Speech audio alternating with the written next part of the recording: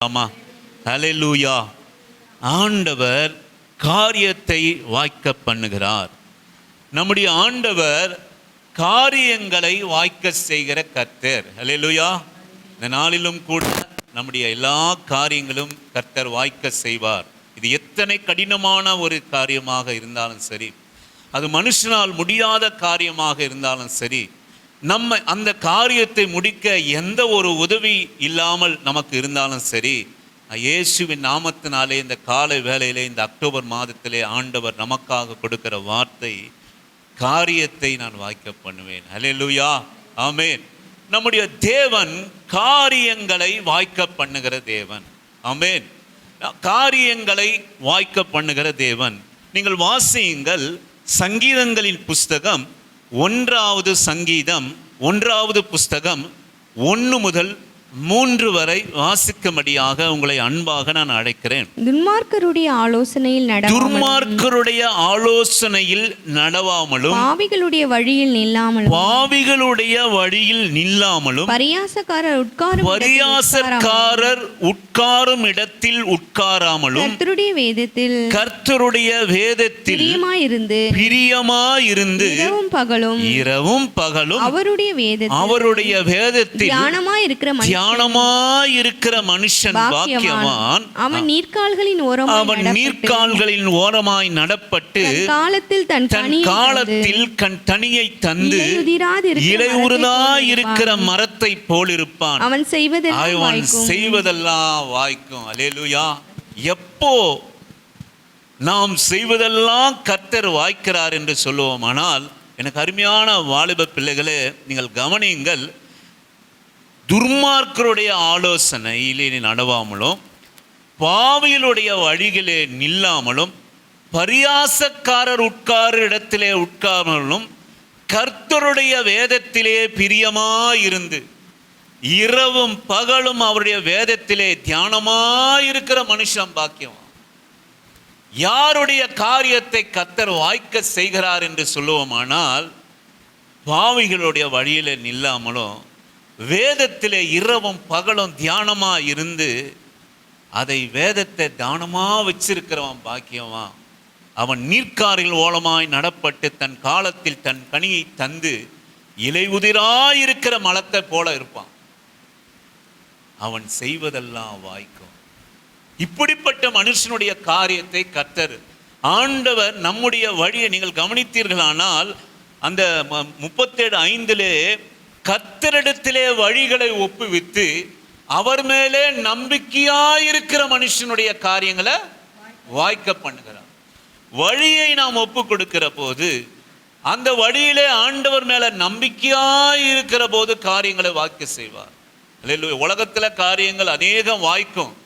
ஆனா கர்த்தர் மேல நம்பிக்கையாயிருக்கிற வாய்க்கிறதுக்கும் ஆண்டவருடைய விசுவாசம் இல்லாத வாய்க்கிற காரியங்களுக்கும் அநேக வித்தியாசங்கள் உண்டு.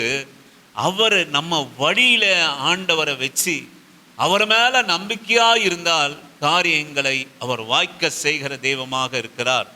நீதிமொழிகளுடைய புஸ்தகம் 20வது அதிகாரம் 24வது வசனத்தை வாசிக்கும்படியாக உங்களை அன்பாக நான் அழைக்கிறேன். நீதிமொழிகளின் புஸ்தகம் 20வது அதிகாரம் 24வது வசனத்தை வாசிக்கும்படி.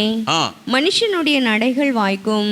கர்த்தராலே மனுஷருடைய நடைகள் வாய்க்கும். ஆகையால் மனுஷன் தன் வழியை அறிந்து கொள்வது எப்படி? மனுஷன் அவன் வழியை அறிந்து கொள்வது எப்படி?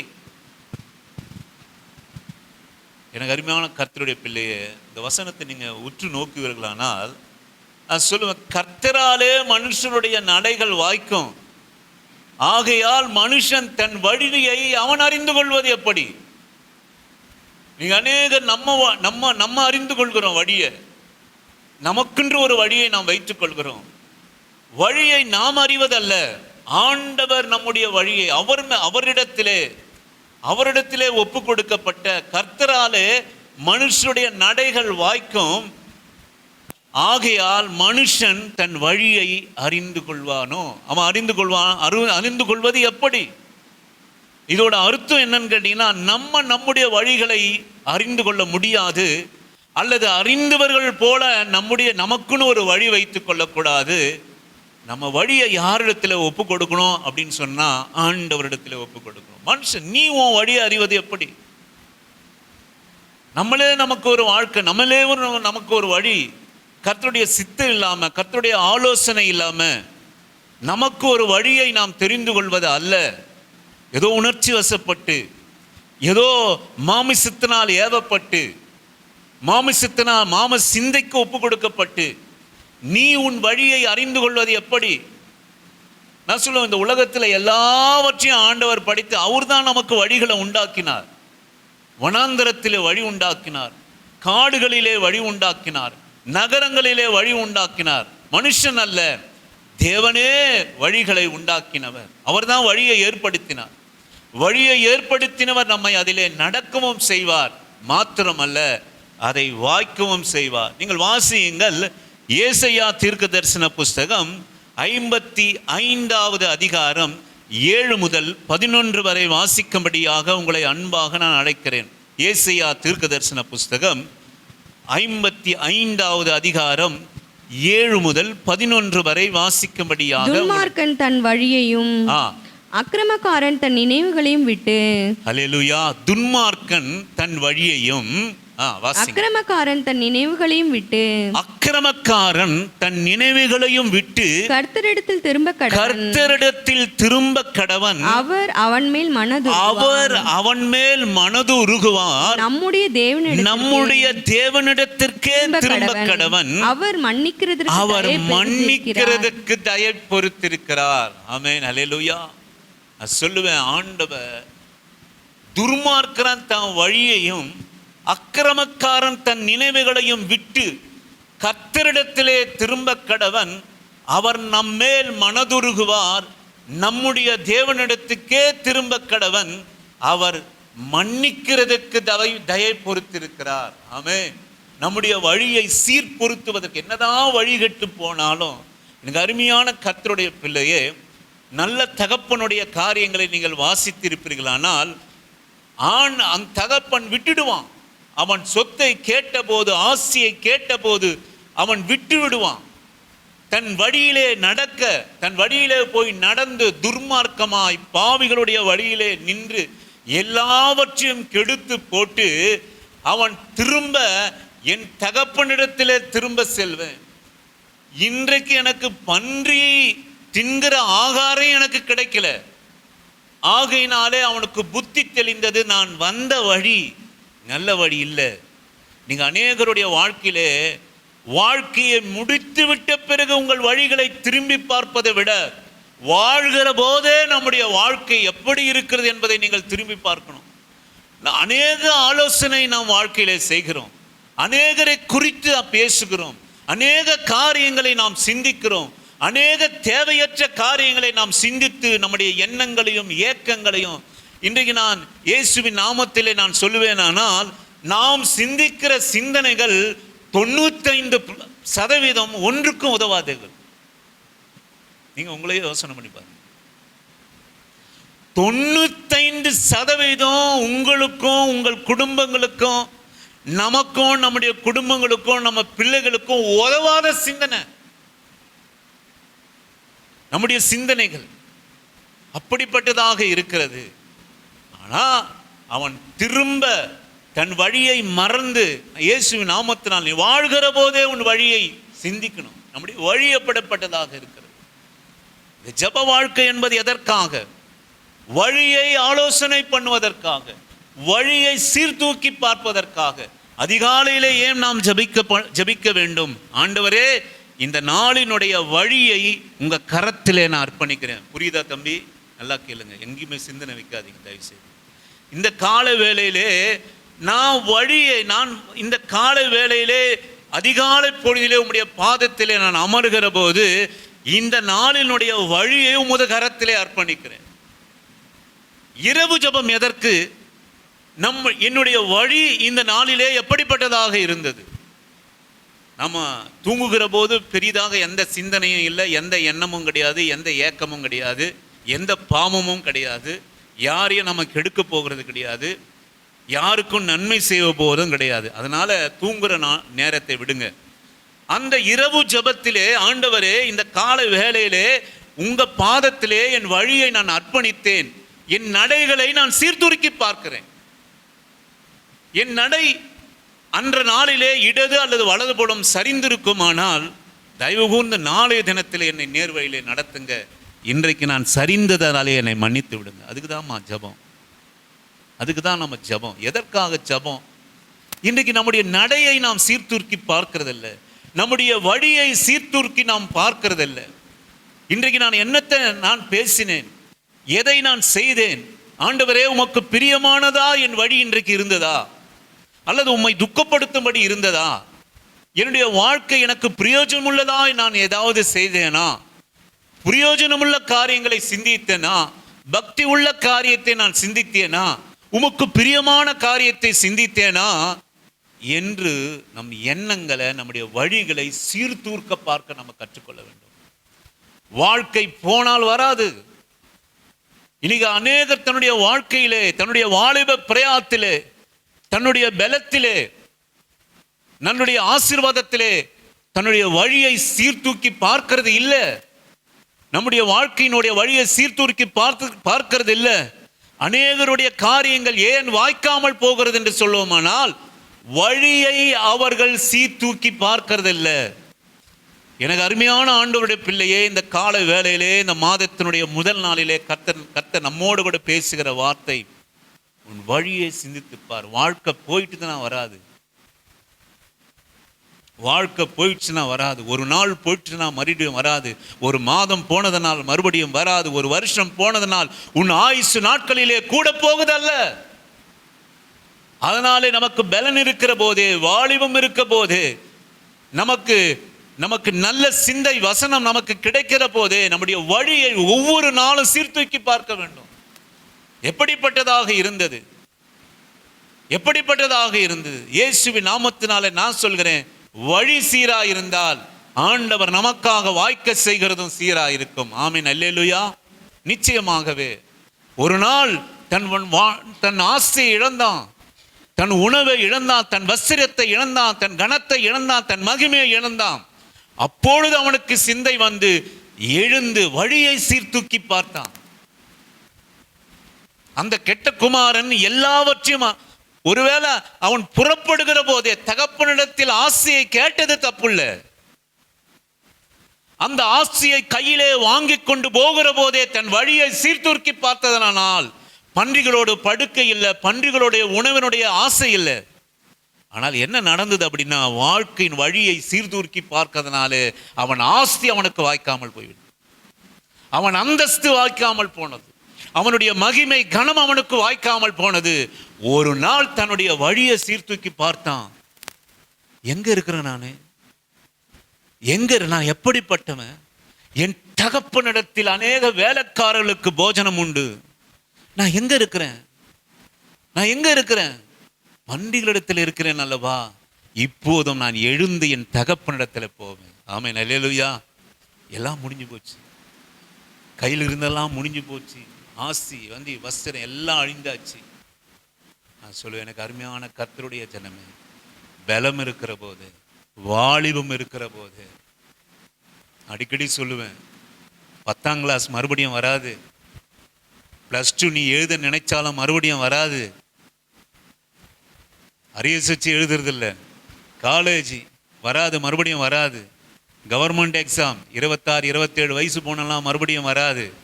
யூ ஆர் அன்குவாலிஃபைடு, நீங்கள் ஏஜை நீங்கள் கடந்து விட்டீர்கள், அதனால் இந்த எக்ஸாம் எழுதுவதற்கு நீங்கள் தகுதியானவர்கள் அல்ல. எனக்கு அருமையான பிள்ளைகளே, நேரம் இருக்கிற போது, பலன் இருக்கிற போது, ஆண்டவர் நமக்காக, நம்முடைய ஆண்டவர் காரியங்களை வாய்க்க செய்கிற ஆண்டவர். அல்லேலூயா. வழியை மாத்திரம் சீர்தூக்கி பாருங்க. நீங்கள் அந்த வசனத்தை தொடர்ந்து வாசிங்க. என் நினைவுகள் உங்கள் நினைவுகள் அல்ல, உங்கள் வழிகள் என் வழிகளும் அல்லவென்று கர்த்தர் சொல்கிறார். எப்பா, நீ உன் வழி வேற, என் வழி வேற. அதனாலதான் நான் சொல்றேன், உன் வழியில நீ போவாத, என் வழிக்கு நீ வா. வாசிங்க தொடர்ந்து. பூமியை பூமியை பார்க்கிலும் வானங்கள் எப்படி உயர்ந்திருக்கிறதோ அப்படியே உங்கள் வழிகளை பார்க்கிலும் என் வழிகளும் உங்கள் நினைவுகளை பார்க்கிலும் என் நினைவுகளை பார்க்கிலும் உங்கள் நினைவுகளும் என் நினைவுகளும் உயர்ந்திருக்கிறது. மாரியும் உறைந்த மழையும் வானத்திலிருந்து இறங்கி அவ்விடத்துக்கு திரும்பாமல் பூமியை நனைத்து அதின் முளை கிளம்பி விளையும்படி செய்து விதைக்கிறவனுக்கு விதையையும் புசிக்கிறவனுக்கும் ஆகாரத்தையும் கொடுக்கிறது எப்படியோ அப்படியே என் வாயிலிருந்து புறப்படும் வசனமும் இருக்கும். அது வெறுமையா என்னிடத்தில் திரும்பாமல் அது நான் விரும்புகிறதை செய்து நான் அதை அனுப்பின காரியம் ஆகும்படி வாய்க்கும். அல்லேலூயா. உங்க நினைவுகள் என் நினைவுகள் அல்ல, உங்க வழி என் வழி அல்ல. வானம் பூமி உரைத்த மழை பொழிந்து அவ்விடத்துக்கு திரும்பாமல் பூமியை நனைத்து விளையச் செய்து முளை கிளம்பி விளையச் செய்து விதைக்கிறவனுக்கு விதையையும் புசிக்கிறவனுக்கு ஆகாரத்தையும் கொடுத்து திரும்புவது போல என் வார்த்தை திரும்பும். என் வார்த்தை அப்படியாக இருக்கும். என் வார்த்தை சும்மா வெறுமையா திரும்பாது. உங்க மாறுபாடுகான வழிகளை அது அது அது மாற்றும். வார்த்தை சாதாரண, என்னுடைய வார்த்தை சாதாரணது அல்ல. அது எப்படிப்பட்டது என்றால், மழை பொழிது பூமியை நனைந்து முளை கிளம்பி விளையச் செய்து, அந்த முளை கிளம்பி விளையதுல விதைக்கிறவனுக்கு விதை, புசிக்கிறவனுக்கு ஆகாரம். நீங்க கவனிச்சிங்கன்னா, சிஸ்டர் யாரோ எடுத்து வந்து ஒரு சீத்தாப்பழம் ஏதோ கொடுத்தாங்க. சும்மா சாப்பிட்டுட்டு ஜன்னல் பக்கம் போட்டு, அந்த நீங்கள் ஜன்னல் பக்கம் வந்து நீங்கள் பார்த்தீங்கன்னா அது ஒரு சந்து, ஒரு ஆள் கூட போக முடியாது. தண்ணி இல்லை, வளமான மண் இல்லை. அங்கேயாவது எங்கன்னா சாணியை பொறுக்கிட்டு வந்து எதையாவது கொட்டுறாங்க. தண்ணி ஊற்றுறதில்ல, சாணி போடுறதில்ல, எதுவுமே அதுக்கு உரம் எதுவுமே கொடுக்கறதில்ல. நீங்கள் இப்போ போய் பார்த்தீங்கன்னா அதை வெட்டி போட்டுட்டோம். ஐயோ, இது போகிறதுக்கு வரத்துக்கு அது கீழே பழுப்பு இருக்குது, சந்து இருக்குது, இது ஒரு மரமாக வளர்ந்துருமேனு வெட்டி போட்டுட்டோம். அதை முற்றிலுமாக அகற்றிட்டோம். மறுபடியும் துளிர் விட்டது. எனக்கு அருமையான ஆண்டவருடைய பிள்ளைகளை, நீங்கள் இன்றைக்கி போய் பார்ப்பீங்கன்னா அதில் ஒரு 4-5 காய் வந்திருக்கு. ஒன்று இவ்வளோ பெருசாக இருக்குது, அது எப்போ பழுக்குன்னு தெரியல. சாதாரணமாக தூக்கி அப்படி போட்டது. ஆண்டவர் பாருங்கள் எப்படி வாய்க்க செய்கிறார் பாருங்களேன், எப்படி வாய்க்க செய்கிறார் பாருங்க. அதை மாதிரி அதை போல என் நினைவுகளும் உயர்ந்திருக்கிறது. அப்படியே என் வாயிலிருந்து புறப்படும் வசனம் இருக்கிறது. அது வெறுமையாய் திரும்பாமல் நான் விரும்புகிறதை செய்யும். நான் அதை அனுப்பின காரியம் வாய்க்கும். நான் அதை அனுப்பின காரியம் ஆகும்படி வாய்க்கும். ஆமென், ஹல்லேலூயா. காரியம் ஆய்க்கும்படி வாய்க்கும். ஆண்டவருடைய வழியில மாத்திரம் இருந்தா போதுங்க. ஆண்டவருடைய வழியில மாத்திரம் இருந்தா போதும், காரியம் வாய்க்கும். ஆமென். வாய்க்க செய்வாங்க. பாருங்க, இந்த செடிகளை பாருங்க. நம்ம நினைச்சே இருக்க மாட்டோம் இது வளர்கிறதா, இது போகிறதா என்று. ஆனாலும் காரியங்களை வாய்க்க செய்கிறது நம்முடைய வழி போல அல்ல. ஆண்டவருடைய வழி வித்தியாசமானது. ஆண்டவருடைய வளர வைக்கிற விதம் வித்தியாசமானது. ஆண்டவர் வாய்க்க செய்கிற விதம் வித்தியாசமானதாக இருக்கும். நேரமானதுனால நான் கடந்து செல்கிறேன். நீங்கள் வாசியுங்கள். ஆதியாகமத்தின் புஸ்தகம் 6வது அதிகாரம். ஆதியாகமத்தின் புஸ்தகம் ஒரு 2 காரியத்தை உங்களுக்கு முன்பாக வைத்து இந்த கால வேளையிலே நான் கடந்து செல்கிறேன். ஆதியாகமத்தின் புஸ்தகம் 6வது அதிகாரம் 5-8 வரை வாசிக்கும்படியாக உங்களை. மனுஷனுடைய அக்கிரமம் பூமியிலே பெருகினது என்றும் அவன் இருதயத்து நினைவுகளின் தோற்றமெல்லாம் நித்தமும் பொல்லாததே என்றும் கர்த்தர் கண்டு தாம் பூமியிலே மனுஷனை உண்டாக்கினதற்காக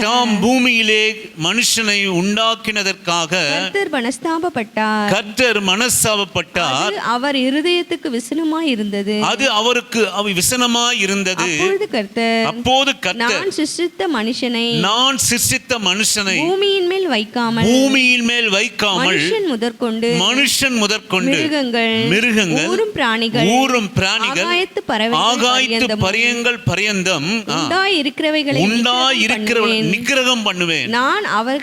நான் அவர்களை உண்டாக்கினது எனக்கு மனஸ்தவமாய் இருக்கிறது என்றார். நோவாவுக்கோ கர்த்தருடைய கண்களிலே கிருபை கிடைத்தது. எத்தனை மணிக்கு தம்பி போனோம்? போலீங்களா? ஸ்தோத்திரம், ரொம்ப சந்தோஷம். யாரும் போலியா? ஏன், என்ன ஆச்சு? மட்டம் போட்டிங்களா இன்னைக்கு? ஸ்தோத்திரம். என்ன விஷயம் இன்னைக்கு லீவு? சரி, அல்லேலூயா, நன்றி. நீங்க கவனியுங்கள், நோவாவுக்கோ ஆண்டவருடைய கண்களிலே கிருபை கிடைத்தது. ஒரு சாதாரண மனுஷன் நோவா, ஒரு சாதாரண ஆளு. கொஞ்சம் நீங்க கவனிங்க, நோவாவுக்கோ ஆண்டவருடைய கண்களிலே கிருபை கிடைத்தது. நீங்க இந்த நோவாவுடைய அவர் மனுஷனை படைத்தது விசனமா இருந்தது. ஏன் இந்த மனுஷன் நம்ம படைத்துட்டோம்? நீங்க கவனிச்சிருப்பீர்களானால், அக்கிரமம் பூமியிலே பெருகினது என்றும் அவனுடைய இருதயத்தின் நினைவுகளின் தோற்றமெல்லாம் நித்தமும் பொல்லாததா என்று கண்டு தம் பூமியிலே மனுஷனை உண்டாக்குறதனாக கர்த்தர் மனஸ்தாபப்பட்டார். அவருடைய இருதயம் விசனமா இருந்தது. இந்த விசனம் என்ன செஞ்சது அப்படின்னு கேட்டீங்கன்னா, நீங்க நோவாவினுடைய காலத்துக்கு அப்புறம் மனுஷனுடைய ஆயுசு நாட்கள் 50, 60, 80. அதற்கு முன்னாடி 1000. நோவா பேழைய ஆண்டவர் சந்திக்கிற போது 500 வருஷம். அவனுக்கு வயசு 500. விசனமா இருக்க, இவனை உண்டாக்கினது விசனமா இருக்கிறது கண்டு அவர் நல்லது என்று கண்டார். அதனாலதான் எல்லாத்தையும் மறுபடியும் நோவாயின் ஜலப்பிரயாத்தினாலே அழித்தாலும் மறுபடியும் இவர்களை சிருஷ்டித்தார். ஆனா 1000க்கு மேல வாழ வேண்டிய மனுஷனுடைய வாழ்க்கை 50, 60, 80 பலத்தின் மிகுதியால் 80 குறைஞ்சிடுச்சு. நோவா 900 வருஷம் 1000 தொட்டார். நீங்க தவறா நினைக்காதீங்க, மன்னிச்சிருங்க. எங்க அப்பா 34 வயதுல இறந்துட்டார். எங்க அம்மா 45 வயதுல இறந்துட்டாங்க. இப்போ நீங்க ஒண்ணு நினைச்சு பாருங்க, எங்க அப்பா ஒரு 999 வருஷம் குடிச்சிட்டே இருந்தாருன்னா குடும்பம் என்ன இருக்கும்? எங்க அம்மா ஒரு 850 வருஷம் கடன் வாங்கிட்டே இருந்தாங்கன்னா என்ன இருக்கும்? நாங்க கிண்ணம் எடுத்துட்டு பக்கத்து வீட்டில் குழம்புக்கு 999 வருஷம் ஒரு மானங்கட்ட வாழ்க்கை வாழ்ந்துருப்போம். இது நீங்க அதனால சொன்ன முன்னாடியே நீங்க தவறா நினைக்காதீங்க. 34 வருஷம் மனுஷன் போயிட்டாரு. ஒருவேளை ஒரு 850 வருஷம் வாழ்ந்துருந்தாருன்னா அவங்க பிள்ளைகளுடைய நிலைமைலாம் என்ன இருக்கும்? எங்க அம்மா ஒரு 1500 வருஷம் வாழ்ந்துருந்தாங்கன்னா எங்களுடைய நிலைமை என்ன இருக்கும்? இதனால தான் மனுஷனுடைய வாழ்க்கையை ஆண்டவர் குறைச்சி போயிட்டார். ஆனால் அதுக்கப்புறம் நீங்கள் கவனிங்க, ஆண்டவருடைய நாமத்துக்கு கனமும் மகிமையும் துதியும் உண்டாவதுக்காக நான் உங்களுக்கு சொல்கிறேன், கர்த்தருடைய வழியை நான் தெரிந்து கொண்டேன். ஆமென்.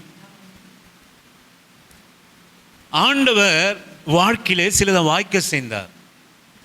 என்னுடைய தகப்பனார், என்னுடைய தாயினுடைய காலத்திலே நாங்கள் இருந்ததெல்லாம் இழந்து போனோம்.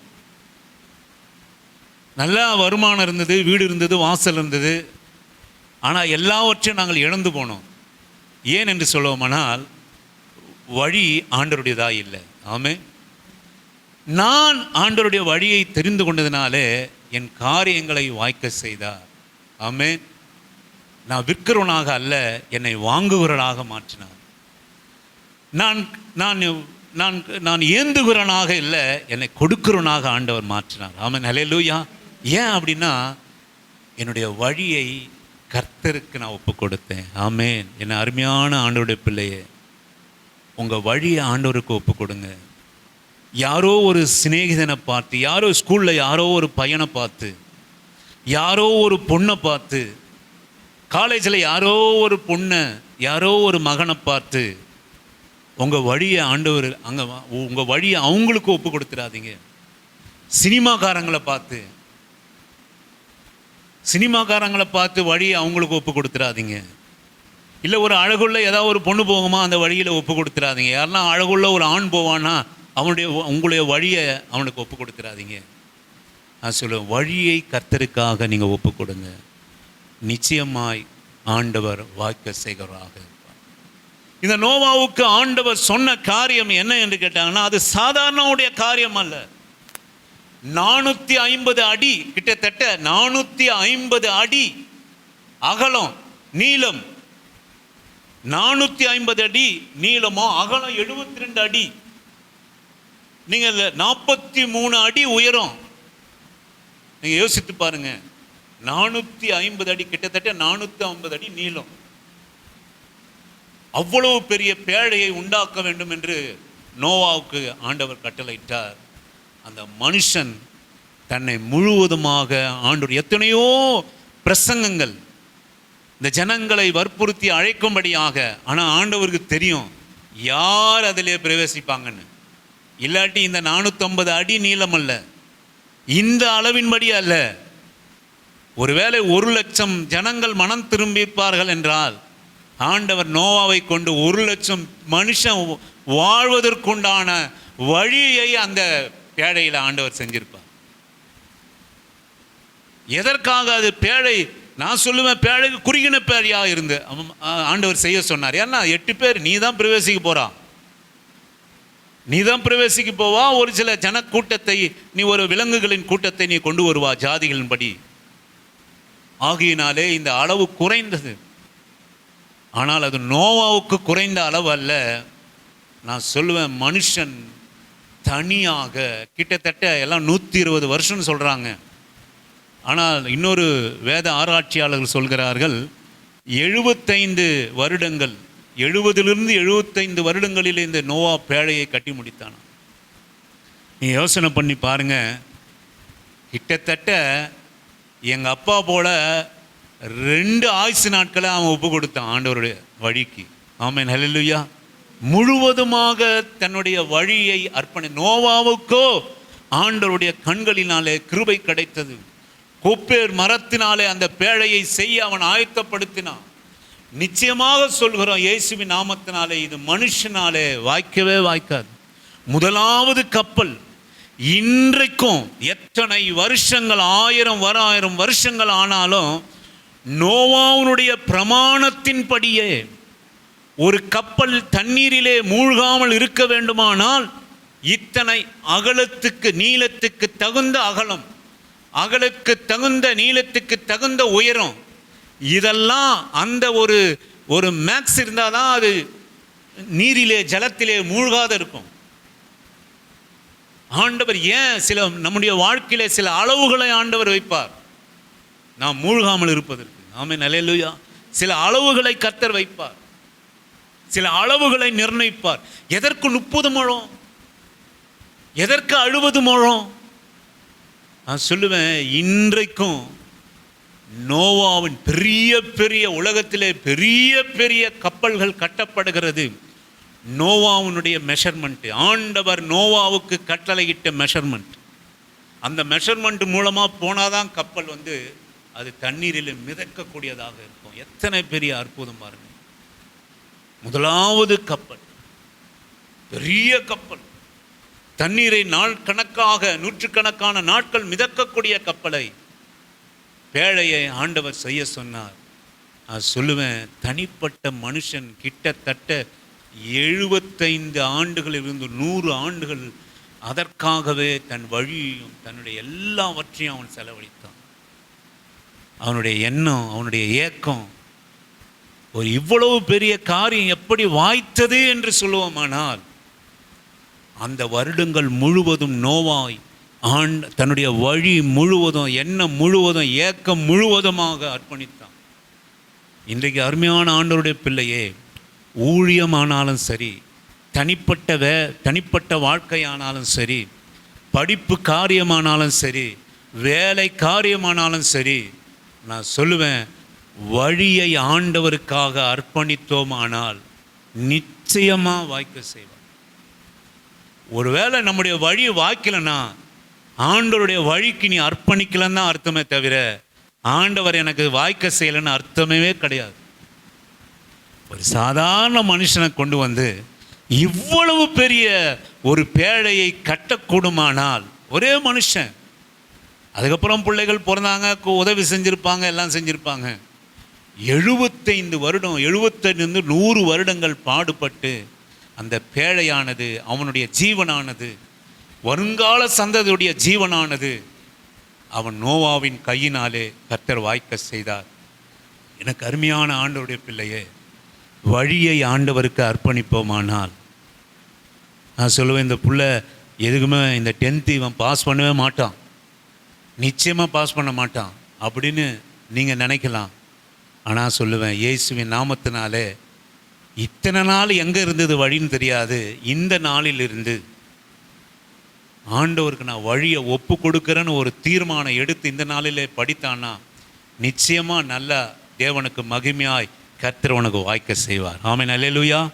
எந்த காரியமாக இருந்தாலும் சரி, வேலை காரியமாக இருந்தாலும் சரி, இதை நான் செய்து முடிப்பேன் என்கிற காரியமாக இருந்தாலும் சரி, கர்த்தர் வாய்க்க செய்வார். ஆண்டவரால் நம்முடைய வழியை ஆண்டவருக்கு ஒப்பு கொடுக்கிற போது நிச்சயமாக ஆண்டவர் நம்முடைய வாழ்க்கையில் நீங்கள் எழுதி கொள்ளுங்க. ஒருவேளை நீங்கள் தோற்று போவீர்களானால் உங்களுடைய வழி கர்த்தரிடத்தில் இல்லை என்பதுதான் அர்த்தமே தவிர, ஆண்டவர் சொன்ன வார்த்தை என்றைக்குமே தோக்காதுங்க. ஒன்றுமே இல்லாமல் கப்பல்னா என்னமே ஒரு 100 கப்பல் ஏற்கனவே செஞ்சு 100 பேழைகள் ஏற்கனவே செய்து, நோவாவே 100 பேழைகளுக்கு மாறாக இதைவிட மேலான ஒரு பேழையை செஞ்சனா ஈஸியாக செய்யலாம். மாடல் ஏற்கனவே இருக்கு. ஆனால் நான் சொல்லுவேன், ஆண்டவர் ஒரு மாடலை கொடுத்தார். எனக்கு அருமையான ஆண்டவருடைய பிள்ளையே, கர்த்தர் நமக்கு ஒரு மாடலை வச்சிருக்கிறார். ஆமென், அல்லேலூயா. கர்த்தர் நமக்கு ஒரு மாதிரியை வச்சிருக்கிறார். ஆண்டவர் ஒரு மாதிரியை வச்சிருக்கிறார். ஆண்டவர் நமக்கு ஒரு மாதிரியை வைத்திருக்கிறார். இயேசு கிறிஸ்து என்கிற ஒரு மாதிரியை, உலகத்தில் எப்படி வாழணும், எப்படி நடக்கணும், எப்படி பேசணும், எப்படி அர்ப்பணிக்கணும் என்கிற ஒரு மாதிரியை ஆண்டவர் வைத்திருக்கிறார். நான் சொல்லுவேன், நிச்சயமாய் கர்த்தர் இந்த நாளில், இந்த அக்டோபர் மாதத்தில் நமக்கு கொடுக்கிற காரியம், நமக்கு ஆண்டவர் சொல்கிற காரியம், கர்த்தருக்கு மாத்திரம் எந்த வழியாக இருந்தாலும் கர்த்தருக்கு ஒப்புவித்தால் நம்முடைய காரியங்களை கர்த்தர் வாய்க்க செய்வார். எவ்வளவு பெருசாக இருந்தாலும் சரி, எத்தனை ஆண்டுகள் ஆனாலும் சரி, கர்த்தர் நேர்த்தியாக அதை செய்து முடிப்பார். இன்னும் குறைத்த ஆண்டுகள் கூட அவர் செஞ்சு முடிச்சிருப்பார். ஏன்னா நம்ம ஆண்டவர் இரக்கம் உள்ள தேவன். இந்த 75லேருந்து ஒரு 100 வருஷத்துக்குள்ள கொஞ்சமாக ஜனம் மனம் திரும்பிடுவாங்களா? அவருடைய நீதிய தயவு நாம் குணப்படும்படி நம்ம ஏவுகிறது. மனுஷன் மேல் அவர் தயவு பொறுத்து இருக்கிறார். ஆமென். இவ்வளோ வருஷமா 100 வருஷமா ஒரு வேலையை செஞ்சா மனுஷன், கர்த்தர் நினைச்சிருந்தானா ஒரே வருஷத்தில் அதை வாய்க்க செய்வார். ஆனால் மனுஷன் மேல் தய பொறுத்ததுனாலே எவனா நீதிமான் இருந்து இந்த பேழைக்குள்ளே பிரவேசிக்க பாத்திரனாய் வருவானா என்று வருஷங்களை அவர் தயை பொறுத்திருந்தார். ஆனால் யாரும் அந்த பேழைக்குள் பிரவேசிக்கல. நீதிமானாகிய நோவாவும் அவனுடைய குடும்பமே அந்த பேழைக்குள் பிழைத்தது. எனக்கு அருமையான தேவ ஜனமே, நான் சொல்லுவேன், காரியம் எப்படிப்பட்டதாக இருந்தாலும், நம்மளுடைய டாஸ்க் எவ்வளோ பெரிய கஷ்டமாக இருந்தாலும், நமக்கு முன்பாக இருப்பது எவ்வளவு பெருசாக இருந்தாலும், உன் வழி மாத்திரம் ஆண்டவருடைய வழியிலே, அவருடைய வசனத்திலே, அவருடைய வழியிலே இருக்குமானால் நம்முடைய காரியங்களை வாய்க்க செய்வார். நீ வாங்குவது குறைந்த வருமானமா? யாருமே ஆதரவற்ற நிலைமையில் இருக்கிறீங்களா? நான் சொல்லுவேன், தேவனுடைய வழியில் மாத்திரம் நீங்கள் நிலைச்சிருங்க. நிச்சயமாக கர்த்தர் காரியங்களை வாய்க்க செய்வார். ஆமென், அல்லேலூயா. காரியங்களை வாய்க்க செய்வார். நான் இன்னொரு மனுஷனை உங்களுக்கு முன்பாக நான் கொண்டு வருகிறேன். நீங்கள் வாசியுங்கள். ஆதியாகமத்தினுடைய புஸ்தகம் 39வது அதிகாரம். ஆதியாகமத்தினுடைய புஸ்தகம் 39வது அதிகாரம். வாசிங்கள். 1 முதல் 4 உள்ள வசனத்தை வாசிக்கும். யோசேப்பு எகிப்துக்கு கொண்டு போகப்பட்டான். பார்வோனுடைய பிரதானியும் தலையாரிகளுக்கு அதிபதியுமாகிய போத்திபார் என்னும் எகிப்து தேசத்தான் அவனை அவ்விடத்திற்கு கொண்டு வந்த இஸ்மவேலரிடத்தில் விலைக்கு வாங்கினான். கர்த்தர் யோசேப்போடு இருந்தார். அவன் காரிய சித்தி உள்ளவனானான். அவன் எகிப்தியனாகிய எஜமானுடைய வீட்டிலே இருந்தான். கர்த்தர் அவனோடு இருக்கிறார் என்றும் அவன் செய்கிற யாவையும் கர்த்தர் வாய்க்க பண்ணுகிறார் என்றும் அவன் எஜமான் கண்டு யோசேப்பினிடத்திலே தயவு செய்து அவனை தனக்கு ஊழியக்காரனும் தன் வீட்டுக்கு விசாரணக்காரனுமாக்கி தனக்கு உண்டான யாவற்றையும் அவன் கையிலே ஒப்பு கொடுத்தான். நீங்க நல்லா கவனிங்க. யோசேப்பை பற்றி உங்களுக்கு சொல்ல வேண்டிய அவசியம் இல்லை. தன்னுடைய சொந்த சகோதரர்களாலே தண்ணீர் இல்லாத குடியிலே அவன் வீசப்பட்டு அவன் சாகடிக்க அவனை கொலை செய்ய எத்தனம் பண்ணு, பின்பு விட்டு போய் குற்றியுருமாய் கொலையுருமாய் விற்று போனார்கள். அதை ஒருவன் அமலேக்கியன் எடுத்து அதை எகிப்தின் கையிலே அவனை விற்று போட்டார்கள். எகிப்திலே போத்திபார் வீட்டிலே யோசேப்பு இருக்கிறான் அடிமையாக. ஆனால் அவனுடைய எஜமா ஒன்றை கண்டான், கர்த்தர் அவனோடு கூட இருக்கிறார். ஆமென், ஹல்லேலூயா. இங்கே நீங்கள் நல்லா யோசிக்கணும். நம்ம கடந்த இந்த ஞாயிற்றுக்கிழமை நம்ம தியானம் பண்ணது போல் ஆண்டவரோடு கூட நம்ம இருந்தால் ஆண்டவர் நம்மோடு கூட நீங்கள் இருக்க பிரியப்படாமல் நீங்கள் கையை வச்சுட்டு ஓடினீங்கன்னா ஆண்டவர் உங்களோட கூட இருக்க முடியாது, நம்மோடு கூட இருக்க முடியாது. கர்த்தர் யோசேப்போடு கூட இருந்தார். அது என்ன ரகசியம் கேட்டேன்னா, யோசேப்பு கர்த்தரோடு கூட இருந்தார். அவன் அந்நிய தேசத்தான், ஆண்டவரை பற்றி அறியாதவன், கன்றுக்குட்டி வணக்கத்தான், கன்றுக்குட்டிகளை பொன் கன்றுக்குட்டிகளை வணங்குறவன், கர்த்தரை பற்றி தெரியாது. கர்த்தர் அவனோடு கூட இருக்கிறார் என்றும் அவன் செய்கிற யாவையும் கர்த்தர் வாய்க்க பண்ணுகிறார் என்றும் அவன் எஜமான் கண்டு, எப்பா எல்லாமே உன் கரத்தில் வச்சுட்டேன், எல்லாமே இது. இன்னைக்கு யோசேப்பை நீங்கள் கொஞ்சம் புதுசாக பாருங்களேன். யோசேப்பை நம்ம அடிக்கடி பார்க்குறோம், இன்றைக்கு கொஞ்சம் புதுசாக பாருங்கள். அவன் எஜமான் கண்டு யாவையும் வாய்க்க செய்கிறார். அவன் செய்கிற யாவையும் கர்த்தர் வாய்க்க பண்ணுகிறார். அடிமையாக இருக்கிறான். செய்கிற காரியத்தை நீங்கள் பாருங்க. நீங்க அநேகர் உங்களை தாழ்மையாக நீங்க ஒப்பு கொடுக்கறது இல்லை, தாழ்மையான காரியங்களை செய்க ஒப்பு கொடுக்கறது இல்லை. அநேகர் எனக்கு வேலை இல்லை, வருமானம் இல்லை, அது இல்லை, இது இல்லை சொல்லிட்டு உட்கார்ந்து இருக்கோம். நீ சொல்லுவேன், நீ ரோட்டோரத்தில் இட்லி கடை போட்டாலும் கர்த்தர் வாய்க்க பண்ணுவார். ஆமென், அல்லேலூயா. நீ போடுகிற இட்லிக்காக அநேக கூட்டம் நிற்பான் தட்டை ஏந்திட்டு. கர்த்தர் மாத்திரம் வாய்க்க செய்தார்னா, இனி ரோட்டோரத்தில் துவங்கின கடைகளெல்லாம் எங்கேயோ இருக்கு. கர்த்தர் காரியத்தை வாய்க்க அடிமையா இருக்கிற போது யோசேப்பு அடிமைதான். ஆனால் அவன் எஜமா அந்த அடிமை நிறத்திலே ஒன்றை காண்டுகிறான். கர்த்தர் அவனோடு கூட இருக்கிறார். அவன் செய்கிற காரியங்களை எல்லாம் வாய்க்க செய்கிறார். யோசேப்பு செஞ்சது என்ன? அடிமையான வேலை. உயர்வுன்றது உடனே வராது சிஸ்டர் பிரதர். உடனே வானத்தில் ஏறி உட்காந்துன்னு யாரும் நினைக்காதீங்க. அதெல்லாம் நிலைக்காது. அப்பா அம்மா சொத்து சேர்த்து வச்சுட்டு அதில் வாழணும்னு நினைக்காதீங்க, அது நடக்காது. அதில் நிலைக்காது. கஷ்டப்பட்டு முன்னேறி நம்ம முயற்சி பண்ணி செய்கிற காரியம் கர்த்தர் அவனோடு கூட இருக்கிறார் என்று சொல்லி கர்த்தர் அவன் காரியங்களை வாய்க்க செய்கிறார் என்று சொல்லி எஜமா அவனுக்கு உள்ளாத எல்லாம் கையில் இருப்பா. உன் கை வாய்க்குது. நானும் எவ்வளோ காலம் வாழ்ந்துட்டேன், என்னவோ வாங்கினேன், என்னவோ போனேன், நானும் அதிகாரியாக இருக்கிறேன்.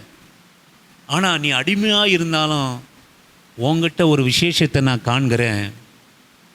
கர்த்தர் அவனுடைய காரியங்களை எல்லாம் வாய்க்க செய்கிறார் என்று கண்டு நம்ம பார்த்து ஆண்டவருடைய பிள்ளைகளை பார்த்து புறஜாதியாக நினைக்கிறோம். ஆண்டவர் இவர்கள் காரியங்கள் எல்லாம் வாய்க்க செய்கிறாரியா? ஒன்றுமே இல்லாமல் நல்லா சந்தோஷமாக இருக்கிறான், நல்லா சாப்பிட்றான், நல்லா உடுத்துறாங்க. ஏதோ ஒன்று கர்த்தர் அவங்கள வாய்க்க செய்கிறார். அவங்க வணங்குகிற ஆராதிக்கிற தெய்வம் மாத கடைசியான நன்றி செலுத்துகிறாங்க, அதிகாலையில் ஜெபம் பண்ணுறாங்க. அவங்க தெய்வம் ஏதோ வாய்க்க செய்கிறார் அப்படின்னு நம்ம பார்த்து புறஜாதியார் நடுங்கணுங்க. அவங்களுடைய கர்த்தர் அவங்களோட கூட இருக்கா. இவனை கர்த்தரே அறியாதவன், போத்திபார் கர்த்தரே அறியாதவன். அவன் சொல்கிறான், கர்த்தர் உன்னோட கூட யோசேப்போடு கூட இருக்கிறார் என்று அறிந்து அவன் செய்கிற எல்லாவற்றையும் வாய்க்க செய்கிறார் என்று அறிந்து தன்னிடத்தில் இருக்கிறதெல்லாம் ஒப்பு கொடுத்தான். ஏன்னா அவன் கையில் வாய்க்குது, அவன் கையில் வாய்க்குது. எல்லாவற்றையும் ஒப்பு கொடுத்தான். நீங்கள் இன்னொன்று கவனிங்க, இது அடிமைத்தனம். இன்னொரு காரியத்தை நீங்கள் கவனிங்க. அதே அதிகாரத்தில் 21 23 வசனம். அதே அதிகாரத்திலே கர்த்தரோ யோசேப்போடு கூட இருந்து அவன் மேல் கிருபை வைத்து சிறைச்சாலை தலைவனுடைய தயவு அவனுக்கு கிடைக்கும்படி செய்தார். சிறைச்சாலை தலைவன் சிறைச்சாலையில் வைக்கப்பட்ட யாவரையும் யோசேப்பின் கையிலே ஒப்புவித்தான். அங்கே அவர்கள் செய்வது எல்லாவற்றையும் யோசேப்பு செய்வித்தான். கர்த்தர் அவனோடு இருந்தபடியினால் அவன் எதை செய்தான் கர்த்தர் வாய்க்க பண்ணபடியினால் அவன் வாசமாயிருந்த யாதொன்றையும் குறித்து சிறைச்சாலை தலைவன் விசாரிக்கல. அல்லேலூயா. போனது எங்கங்க?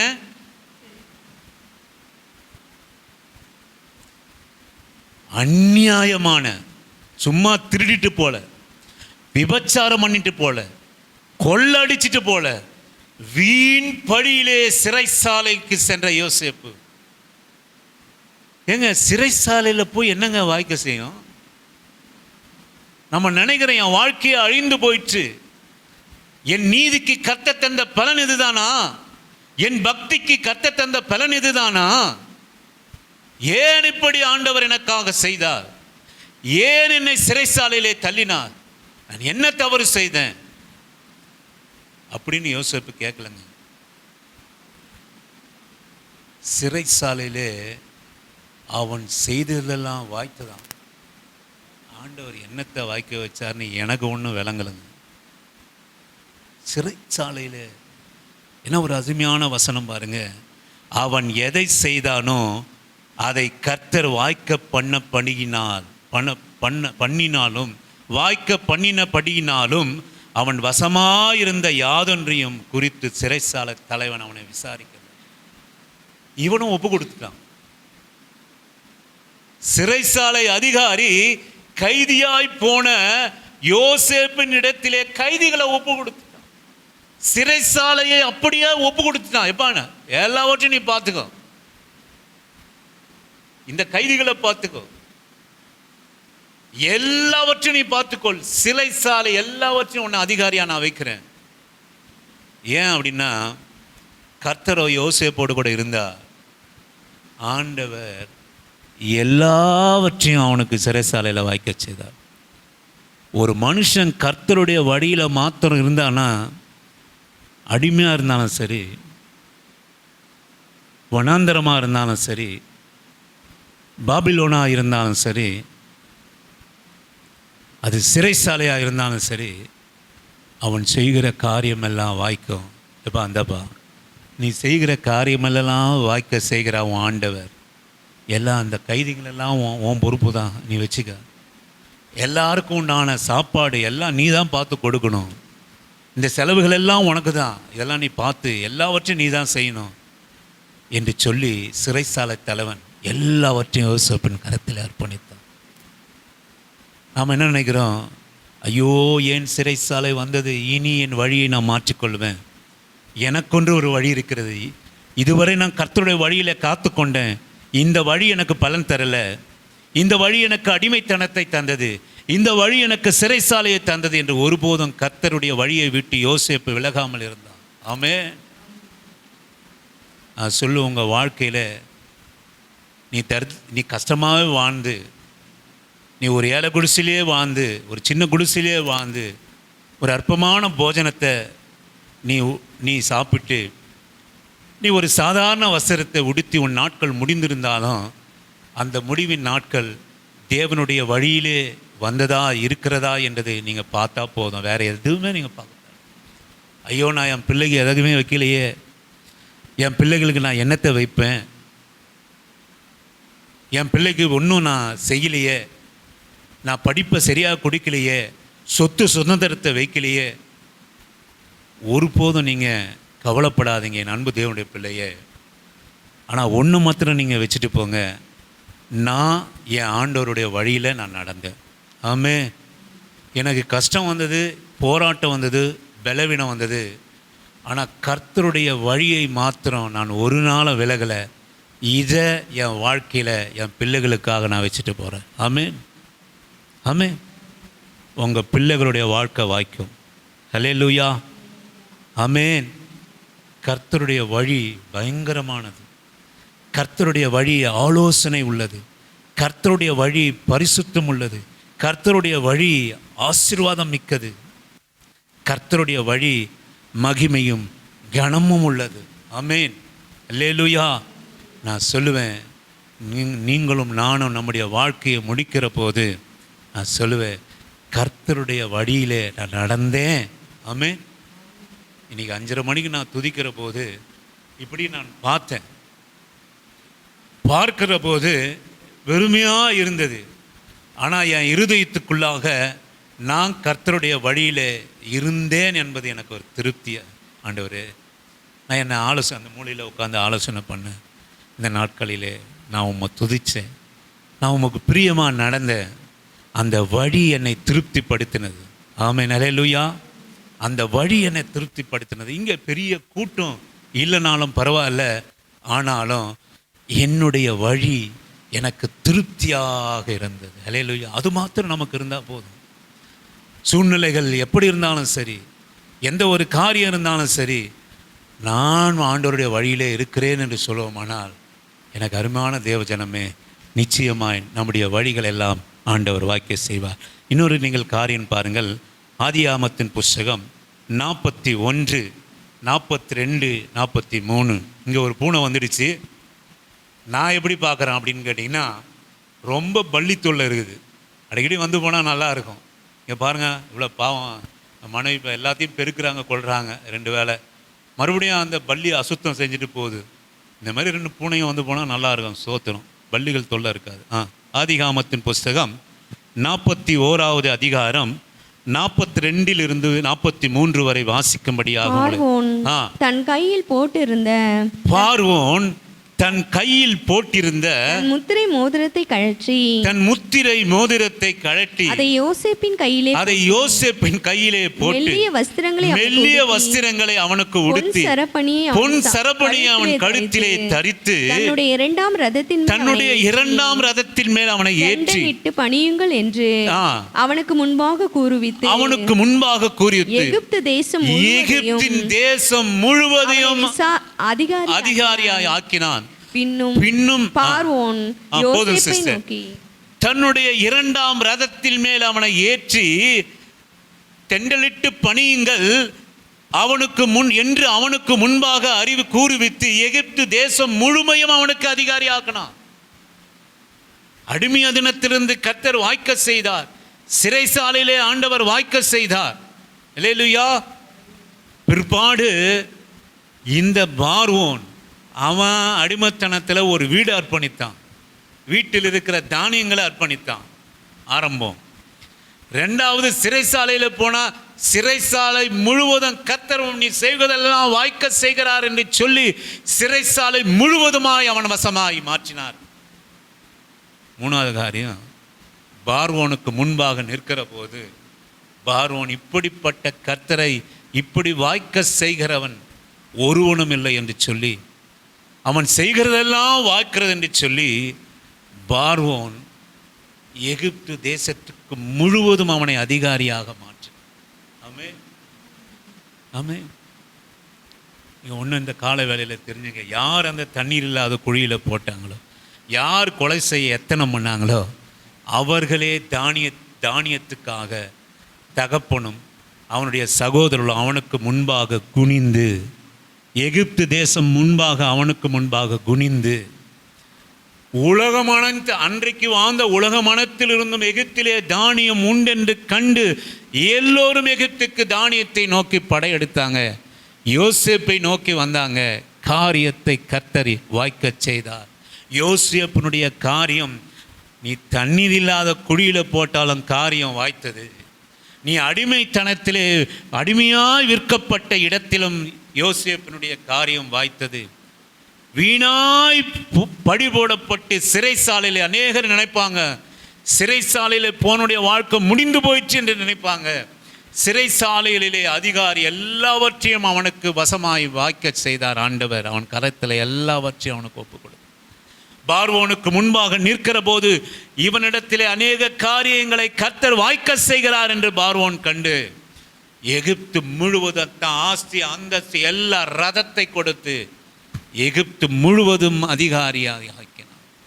எனக்கு அருமையான ஆண்டவருடைய பிள்ளையே, நான் சொல்லுவேன், ஆண்டவருடைய வழி வாய்க்க செய்கிற வழி. ஆமென். இன்றைக்கு நம்முடைய வழிகளை நீங்கள் சீர்தூக்கி பார்க்கணும். நம்முடைய வழி எப்படிப்பட்டதா? நான் சொல்லுவேன், ஒருவேளை அடிமைத்தனத்திலே நீ தள்ளப்பட்டிருந்தாலும், சிறைச்சாலையிலே நீ தள்ளப்பட்டிருந்தாலும், நீ தண்ணீர் இல்லாத குழியிலே அகப்பட்டிருந்தாலும், ஒரு நாளும் உனக்கென்று ஒரு வழியை வச்சுக்காதீங்க. நான் சொல்லுவேன், கர்த்தருடைய வழியிலே நீங்கள் போங்க. கர்த்தருடைய வழியை விடாதிருங்க. ஆண்டவருடைய வழி வானமும் பூமியும் பொழிந்து முளை கிளம்பி விளையச் செய்து விதைக்கிறவனுக்கு விதையும் புசிக்கிறவனுக்கு ஆகாரத்தையும் கொடுக்கிற வழி. ஆமே. தயவு பாராட்டுகிற, தயவு மனுஷன் மேல் தயவு குறித்திருக்கிற வழி அது. இன்னும் எத்தனை ஆண்டுகள் போய் இன்றைக்கு நான் ஆண்டவருடைய வழியில் இல்லை என்று சொல்லி இன்றைக்கும் கர்த்தரிடத்தில் ஒப்பு கொடுப்பீர்களானால், இன்றைக்கும் உங்கள் குடும்பத்திற்காக, உங்கள் பிள்ளைகளுக்காக, உங்கள் பிரயாசங்களுக்காக ஆண்டவருடைய வழியிலே, அப்பா உங்கள் வழியிலே நான் அர்ப்பணிக்கிறேன் என்று சொல்வீர்களானால், கர்த்தர் உங்களுடைய வாழ்க்கையிலே, என்னுடைய வாழ்க்கையிலே வாய்க்க செய்கிற ஆண்டவராக இருப்பார். ஆமென்.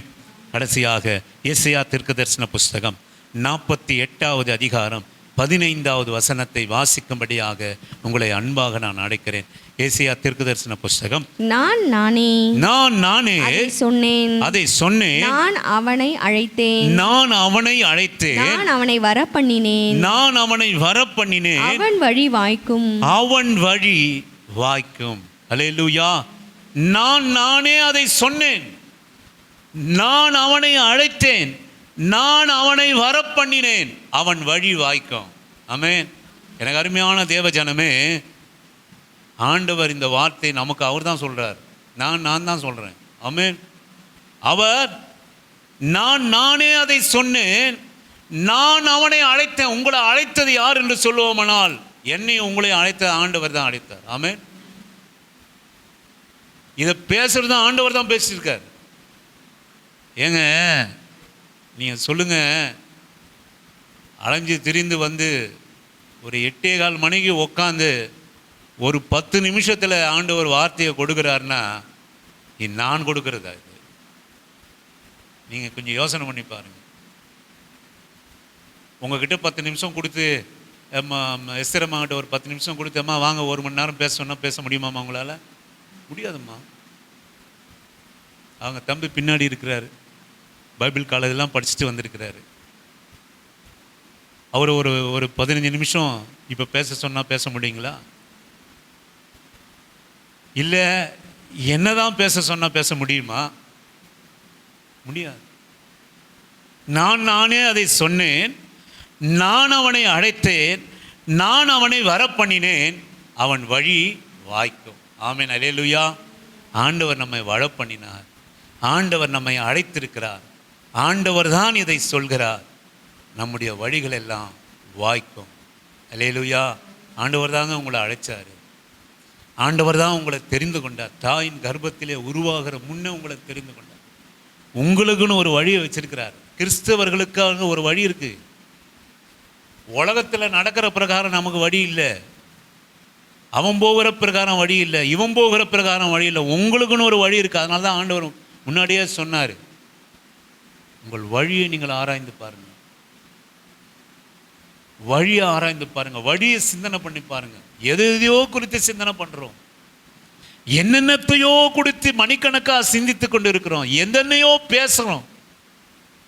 யாருடைய வழியோ நம்ம சீர்தூக்கி பார்க்கிறோம். அவன் இப்படி இருக்கிறான், இவன் இப்படி இருக்கிறான், அவன் குடிகாரனா இருக்கிறான், இவன் விபச்சாரியா இருக்கிறான், அவன் அப்படி வாழறான், அவன் காரில் வாழறான், அவன் பங்களாவில் வாழறான், அவனுக்கு வருமானம் இவ்வளோ, இவனுக்கு வருமானம். உங்க வழி என்ன? உங்க வழி என்ன? உங்க பிள்ளைகளுடைய வழி என்ன?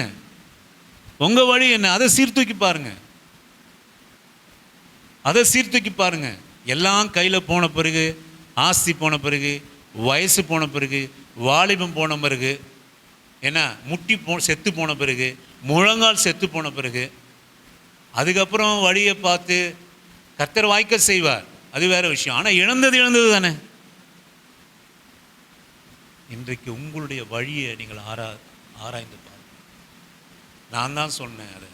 ஏப்பா நான் தான்ப்பா உனக்கு வழியை சொன்னேன், யாரும் சொல்லலை. இந்த வழியிலே போ, நானே வழியும் சத்தியமும் ஜீவனமாக இருக்கிற இந்த வழியிலே போ என்று நான் உனக்கு சொன்னேன். நான் தான் உன்னை அழைத்தேன், நான் தான் அந்த வழியை உனக்கு காட்டினேன். ஆகினாலே அது வாய்க்க செய்வேன். யோசேப்பே, உனக்கு சிறைசாலையை கொடுத்தது யார்? நான் தான் அனுப்பி வச்சேன். எகிப்திலே நீ சிறைசாலையில் நீ போனாதான் அங்கே தலாரி அங்கே இருப்பான். சிறைசாலையிலே எகிப்தினுடைய ஊழியக்காரன், ராஜாவுடைய ஊழியக்காரனாக 2 பேர் அங்கே இருப்பான். எங்க போனா இருப்பான்? ஆமா, நீ அங்க போனாதான் இருப்பான். போத்திபார் மனைவி உன்னை கையை பிடிச்சி எங்க தான் இழுப்பா? உன் அடிமைத்தனத்துல தான் உன்னை இழுப்பா, கையை பிடிச்சி உன் மேல வீண் பழிய போடுவா. எங்க போனா? போத்திபார் வீட்டுக்கு போனாதான், அடிமையா போனாதான். ஐயோ நான் அடிமையாயிட்டனே. நீ போத்திபார் வீட்டில் போனாதான், அடிமையா போனாதான் அங்க போத்திபாருடைய பொண்டாட்டி கைப்பூச்சி வலிப்பா. 4 பேர் வந்து பார்க்குறப்போ நீ கொண்டு வந்த இந்த எபிரேயன் எப்படிப்பட்ட காரியத்தை செய்தான் என்று சொல்லி வீண் பழி சுமத்துவா. எங்க போனா? அங்க போனாதான். அவதான் உன்னை சிறைசாலையில் அனுப்பிச்சு வைப்பா. அங்க ராஜாவுடைய 2 பேர் சிறைசாலையில தண்டனை பெற்று இருப்பாங்க. வழியை பாருங்க. நம்ம நினைக்கிறோம், ஐயோ அடிமைத்தனம், என் நல்ல வழிக்கு அடிமைத்தனம், என் பரிசுத்தத்துக்கு அடிமைத்தனம், என் பக்திக்கு அடிமைத்தனம் நம்ம நினைக்கிறோம். ஐயோ என் பக்திக்கு சிறைசாலை என்று நாம் நினைக்கிறோம். ஆனா அந்த சிறைசாலையில தான் அவன் வெளியே போன 2 பேர். நாங்கள் இப்போதான் ஞாபகம் வந்தது, சிறைசாலையில் ஒருவன் இருந்தான், என் தரிசனத்தெல்லாம் சொன்னான். இன்றைக்கு இந்த நாளில் உமக்கு திராட்சை ரசம் நான் கொடுப்பேன்னு அவன் சொன்னான். கூப்பிடியா அவனை குளிப்பாட்டு, அவனுக்கு நல்ல வஸ்திரத்தை, அவனுக்கு ஒரு நல்ல செயினை போட்டு கொண்டு வந்து நிறுத்து. எல்லாவற்றுக்கும் கர்த்தர் உனக்கு வாய்க்க செய்கிறேன். எகிப்தினுடைய அதிகாரியாக நான் உலகத்தை போஷித்தான், தன் சொந்த ஜனங்களை போஷித்தான். எனக்கு அருமையான தேவ ஜனமே, கர்த்தருடைய வழி தண்ணீர் இல்லாத குழியாக இருந்தாலும் சரி, கர்த்தருடைய வழி அடிமைத்தனியமாக இருந்தாலும் சரி, கர்த்தருடைய வழி நம்மை வீண்படிக்கு நம்மை கொண்டு சென்றாலும் சரி, கர்த்தருடைய வழி நம்மை சிறைசாலையிலே போட்டாலும் சரி, எந்த இடத்துல இருந்தாலும் நம்முடைய வழியை ஆண்டவர் வாய்க்க செய்வார். அல்லேலூயா. அதை யாருடைய கையிலே வாய்க்க செய்வார் என்று ஒரே ஒரு வசனத்தை காட்டி நான் முடிக்க விரும்புகிறேன். 53வது ஏசாயா 53வது அதிகாரம் 10ஆம் வசனத்தை வாசிக்கும்படியாக உங்களை அன்பாக நான் அழைக்கிறேன். கர்த்தரோ அவரை நொறுக்க சித்தமாக்கி, அவரை பாடுகளுக்கு உட்படுத்தினார். அவருடைய ஆத்துமா தன்னை குற்ற நிவாரண பலியாக ஒப்பு கொடுக்கும் போது அவர் தமது சந்ததியை கண்டு நீடித்த நாளாய் இருப்பார். கர்த்தருக்கு சித்தமானது அவர் கையினாலே வாய்க்கும். ஆமென். கர்த்தருக்கு சித்தமானது யாரை குறித்து சொல்லியிருக்காரு? தீர்க்கதரிசி சொல்லுங்க, யாரை குறித்து சொல்லியிருக்காரு? யாரு நொறுக்கப்பட்டா? யாரு குற்ற நிவாரண பலியாக ஒப்பு கொடுக்கப்பட்டா? அவர் தமது சந்ததியை கண்டு நீடித்த நாளா இருப்பார். கர்த்தருக்கு சித்தமானது அவர் கையினாலே வாய்க்கும். ஆமென். நானே வழியும் சத்தியமும் ஜீவனமாக இருக்கிறேன்.